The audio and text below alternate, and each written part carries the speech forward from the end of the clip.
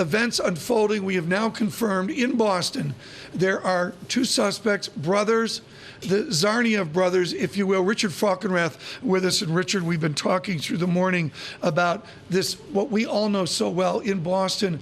Thousands of people come to school there. A foreign national is a difficult phrase at this moment when you describe Back Bay and the colleges of Boston. Yeah, that's exactly right. But it matters a lot for the investigation and for the understanding of the motive of this. And so if now that the plot possibly traces beyond U.S. borders, the intelligence agencies will have to get involved to a higher degree. The State Department, our foreign partners will have to be dealt with. It's a much more complicated investigation. We have two suspects that we know of right now. How big could this get? It could be fairly big if they were the pointy end of a spear, if there was a larger network behind them supporting them, which I think is entirely plausible in this case, that they are in fact supported by some other group. Now, why that same group wasn't able to remove them from the country before this happened is an open question. But this is something the investigators will have to look into, and if it is a new group, we're going to have to worry about a new campaign against the United States. Lots of speculation now about the character of a given foreign national. We've seen the emotion, the misreporting, the silliness of the other day with other media sources. It's just been a jumble.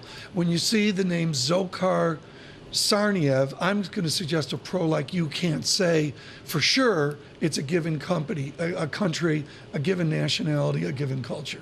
It's a big country out there that a lot of Americans don't understand. Yeah, that's right. You wouldn't want to speculate about their nationality with just a name. There are certain names that are distinctive to certain regions, but even they can move and re-immigrate from elsewhere. Yeah, I agree with that strongly. Michael McKee, we look at this and we look again at the emotion some 12 years on from 9/11.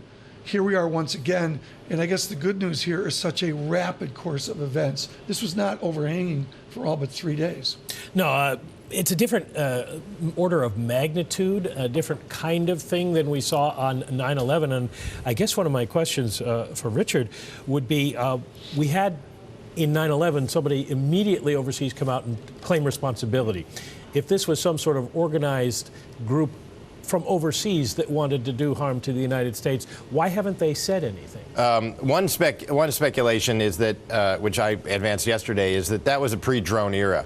And this is an era of relentless, offensive, unilateral American military action against known and suspected terrorists. And I think it's changed the dynamic of claiming credit. Because, in fact, one thing you can know for certainty is if we believe you have attacked the United States and killed American citizens in the terrorist attack, we will attack you directly without regard for where you may be. And in 9/11, we didn't even have the technical means to do that, much less the policy to do it. And President Bush and now President Obama made it abundantly clear that the gloves are off with respect to the use of lethal force from the air against suspected terrorists. Let's bring in how social media has changed the way that this has unfolded completely. There's a lot of misinformation flying out there, a lot of information that turned out to be correct as well on social media. How are the authorities harnessing that? Well, they are trying to exploit it themselves at the same time as their public affairs people are attempting to deal with the fallout of the misinformation. And these two individuals will likely have some social media presence. And if they don't have any, then it suggests that they were really practicing very good operational security and were part of a plot, because it would be unusual in this day and age for two people of this age to have zero social media presence. So that in itself would be an indicator. Would you please comment, Dr. Falkenrath, on what we heard earlier, that we really want to find this guy alive? We don't want him dead. Well, you got to. I think from an investigative standpoint, that's exactly right. But this situation is being dealt with both as an investigation, as a tactical situation in the western suburbs of Boston, and the investigators are not running the tactical situation.